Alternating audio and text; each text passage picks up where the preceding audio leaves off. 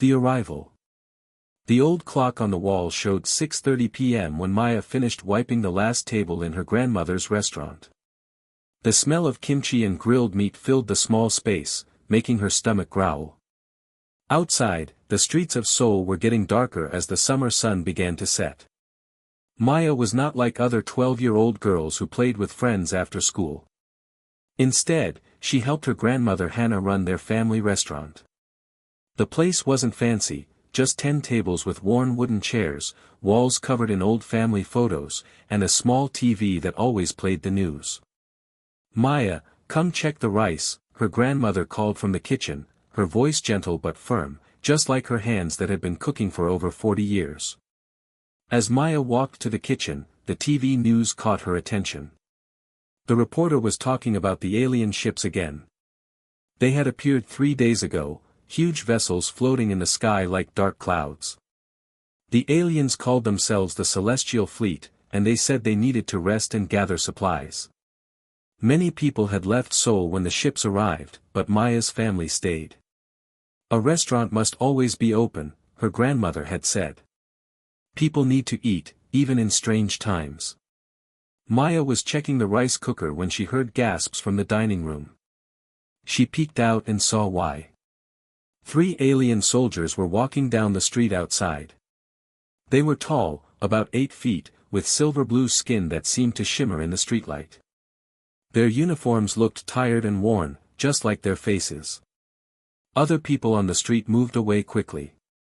Some shops even turned off their lights and closed their doors. But Maya couldn't stop staring.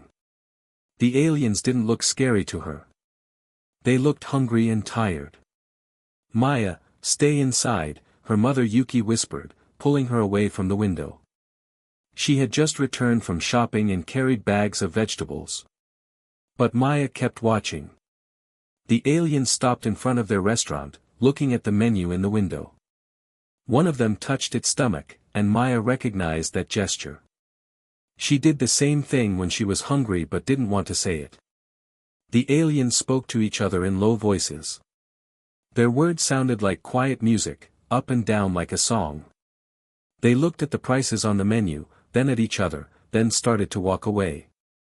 Maya felt something in her pocket, the money she had saved from her birthday and doing extra chores. She had been saving for new art supplies, but now. "Grandmother," she said, turning to Hannah, who was watching everything from behind the counter. "Can I buy dinner for them?" Her grandmother's eyes went wide. "Maya, we don't know if they." "Please," she pulled out her savings. "They look so hungry, and you always say food brings people together." Hannah looked at her granddaughter for a long moment, then smiled the kind of smile that made her eyes crinkle at the corners. "Your grandfather would have done the same thing," she said softly. Before anyone could stop her, Maya ran to the restaurant door. Her heart was beating fast as she pushed it open and stepped outside. The evening air was cool on her face as she called out to the aliens. "Excuse me." Her voice squeaked a little, but she kept going. "Would you like to eat? I can buy you dinner." The aliens turned around. Their eyes were large and golden, and they blinked slowly as they looked at the small human girl standing in the doorway of the warm, bright restaurant. For a moment, everything was quiet. Even the usual street noise seemed to stop. Maya's mother gasped behind her, and she could feel her grandmother watching, but she didn't move. She just held up her saved money and smiled. Then, slowly, one of the aliens smiled back. It wasn't a human smile, it was more like a softening of their whole face. But Maya understood it perfectly. That was how it all began, with a hungry girl sharing her savings, a grandmother's wisdom, and 3 tired soldiers finding kindness in a small restaurant on a street in Seoul. The first meal. The 3 alien soldiers looked at each other, then back at Maya. The tallest one stepped forward and spoke in careful, broken Korean. "You want to feed us?" Maya nodded eagerly. "Yes. Our food is very good. My grandmother is the best cook in Seoul." She held the door open wide and waved them in. The restaurant was empty now. The few customers who had been eating earlier had quietly paid and left when they saw the aliens outside.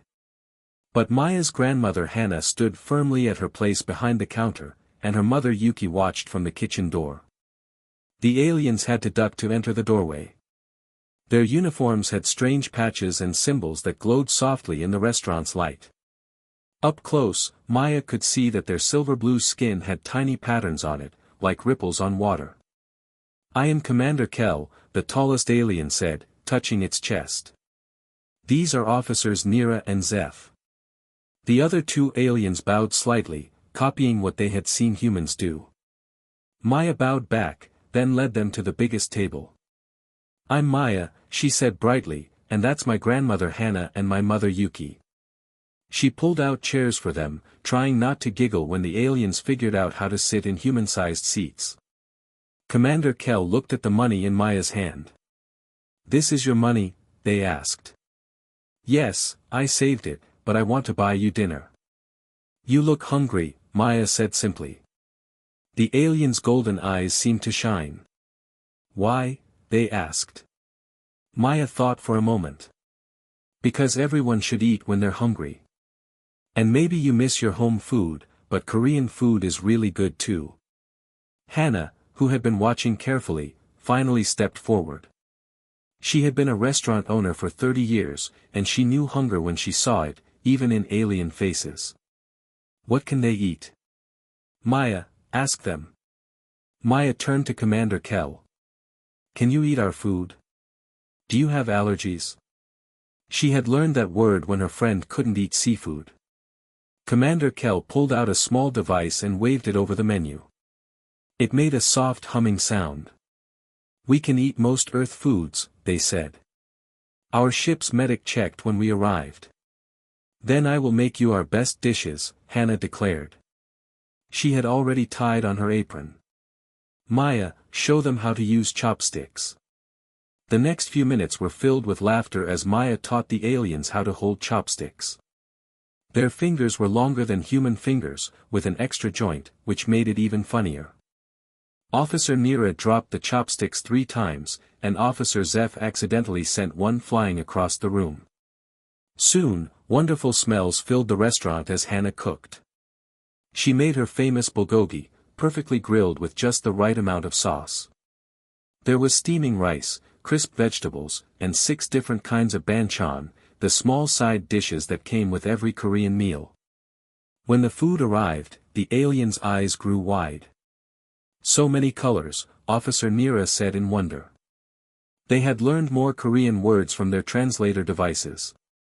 "You eat a little bit of everything," Maya explained, showing them how to serve rice and share dishes. "And this is kimchi, it's spicy." The first bite seemed to change everything. The aliens' faces lit up with surprise and joy. Even the tired lines around their eyes seemed to soften. They ate carefully at first, then with more confidence, making happy humming sounds that Maya guessed meant they were enjoying the meal. Commander Kell put down their chopsticks after a while and looked at Maya seriously. "Small human," they said, "in our fleet, we have traveled past many stars. We have met many species. But no one has shown us such kindness without reason." Maya smiled and passed them more rice. "You don't need a reason to be kind," she said. "That's what my grandmother always says." Outside the restaurant windows, more aliens had gathered, watching curiously. Some humans had stopped too, surprised to see their neighbors eating with the visitors. In the warm light of the small restaurant, something was changing. Fear was turning into curiosity, and strangeness was becoming less strange. And Maya, happily teaching alien soldiers how to wrap meat in lettuce leaves, didn't know that her simple act of kindness was about to change much more than just one dinner. Word spreads. News traveled fast in Seoul. By 8 p.m., photos and videos of Maya eating with the alien soldiers were spreading across social media. The images showed something no one expected: aliens and humans laughing together over shared meals, with a 12-year-old girl teaching them to use chopsticks. The next morning, Maya woke to find crowds gathered outside their restaurant. News reporters held microphones, cameras flashed, and people pressed against the windows, trying to see inside. Her mother looked worried as she peeked through the curtains. "Maybe we should stay closed today," Yuki said nervously. But Hana shook her head. "A restaurant serves food. That's what we do." She tied on her apron with determination. "Maya, help me prepare. We might be busy today." They were right. By noon, the restaurant was packed. But these weren't just curious humans. 3 more alien soldiers had arrived, asking politely if they could eat there too. Word had spread through the celestial fleet about the kind human family who shared their food. Maya moved between tables, helping translate with her growing knowledge of basic alien words, while her grandmother cooked dish after dish. The aliens were patient and grateful, always bowing and thanking them in their musical language. But the most surprising visitor came at 2 p.m. The restaurant fell silent as a tall figure in an elaborate uniform entered. This alien was different, older, with more intricate patterns on their skin and symbols that glowed brighter than the others. Even the alien soldiers stood and bowed deeply. "I am Admiral Vex of the Celestial Fleet," the newcomer announced in perfect Korean. "I have come to meet the small human who feeds my soldiers." Maya felt her heart racing, but she stepped forward and bowed. "I'm Maya. Would you like some lunch? My grandmother makes the best bulgogi." Admiral Vex studied her with intelligent golden eyes. "You are very young to show such wisdom," they said. "My soldiers tell me you used your own money to feed them." "Why?" "Because they were hungry," Maya replied simply. "And because my grandmother taught me that sharing food is how we make friends." The admiral was quiet for a long moment. Then they smiled, the same softening expression Maya had seen the night before. "In our culture," Admiral Vex said, "when someone shares their food freely, it creates a bond called Veltaren, sacred friendship. You have created Veltaren between our peoples without knowing it."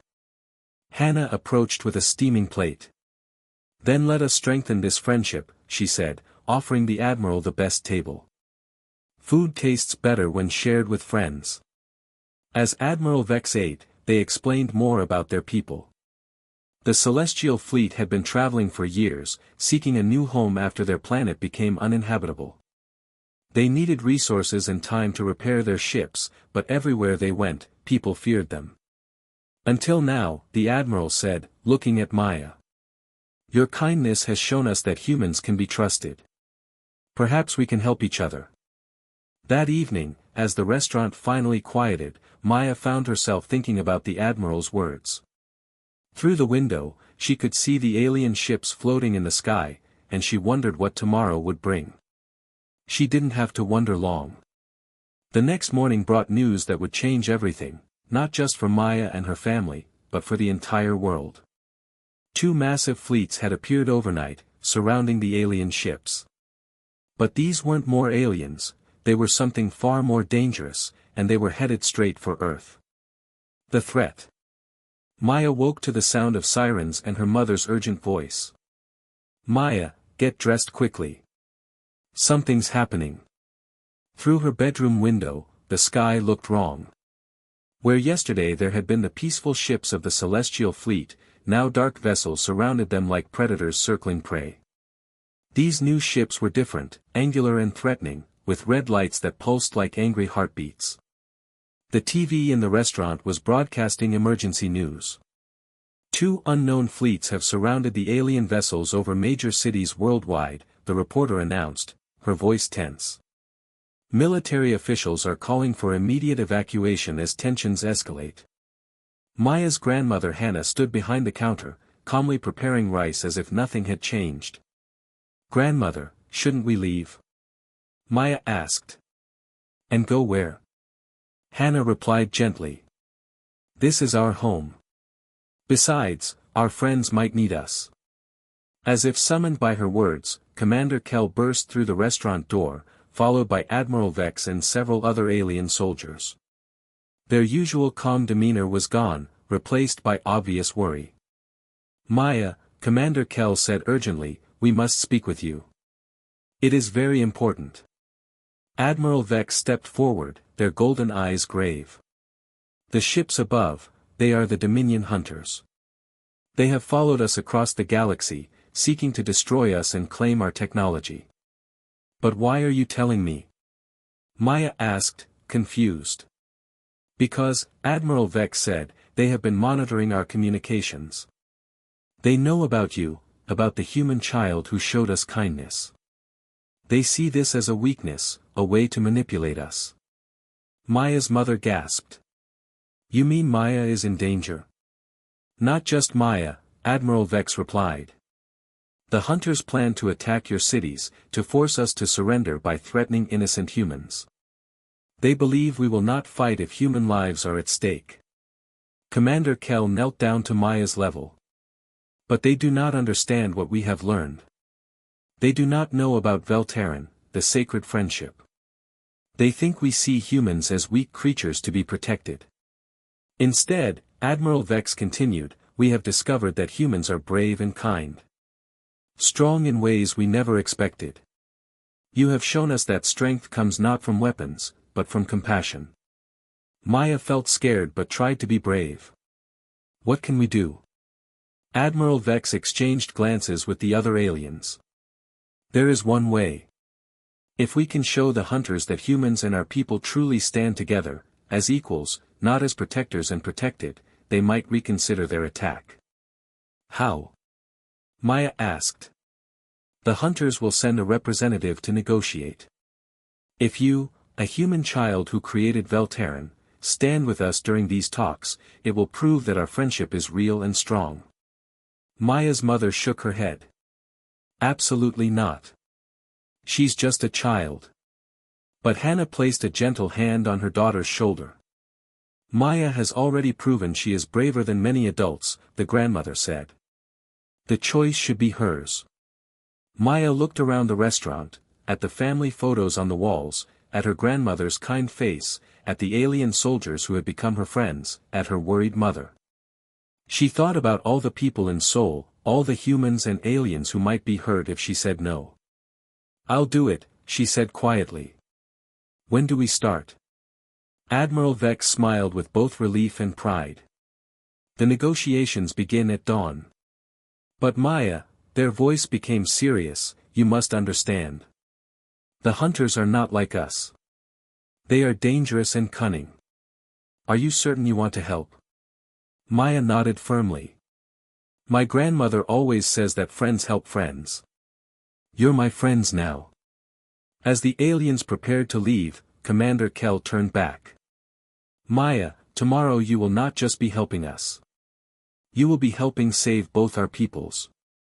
That night, Maya couldn't sleep. Through her window, she watched the red lights of the hunter ships pulsing in the dark sky. Tomorrow, she would face creatures that had traveled across the galaxy to destroy her new friends. But she also thought about the warm meals shared in their restaurant, the laughter over dropped chopsticks, and the gentle way Admiral Vex had called their friendship sacred. Whatever happened tomorrow, Maya knew she had made the right choice. The sacred bond. Dawn came too quickly. Maya stood in the center of Seoul's main plaza, surrounded by news cameras, government officials, and crowds of both humans and aliens. Above them, the ships of 3 different fleets created a tense triangle in the morning sky. A massive hunter vessel descended, its red lights casting an ominous glow over the plaza. When it landed, the ground shook, and many people stepped back in fear.